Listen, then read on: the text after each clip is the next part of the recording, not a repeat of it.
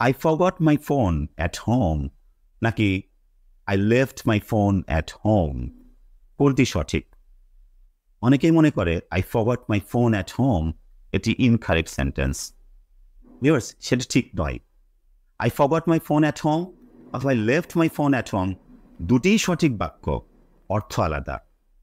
Forget something যার অর্থ হচ্ছে to leave something behind unintentionally, অর্থাৎ ভুলে কোথাও কোনো কিছু রেখে আসা, সেক্ষেত্রে আপনি forget something ব্যবহার করতে পারেন। তাহলে I forgot my phone at home এটির অর্থ দাঁড়াচ্ছে আমি ভুলে ফোনটি বাড়িতে রেখে এসেছি, মানে আমি আনতে ভুলে গিয়েছি, মানে আনার ইচ্ছা ছিল কিন্তু আনতে ভুলে গিয়েছি, আনইনটেনশনাল বিষয়টা কাজ করে। আর I left my phone at home এখানে ইন্টেনশনাল বিষয়টা কাজ করে।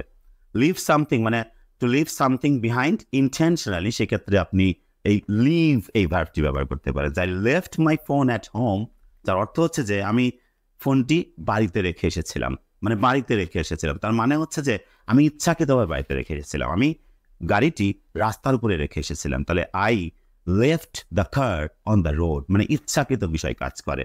আর ফরগেট ব্যবহার করলে আনইনটেনশনাল বিষয় কাজ করে, মানে ভুলে কোনো জায়গায় কোনো কিছু রেখে আসা, ইচ্ছাকৃতভাবে কোনো কিছু রেখে আসা, সেক্ষেত্রে ব্যবহার করতে পারেন leave. Thanks for watching this video.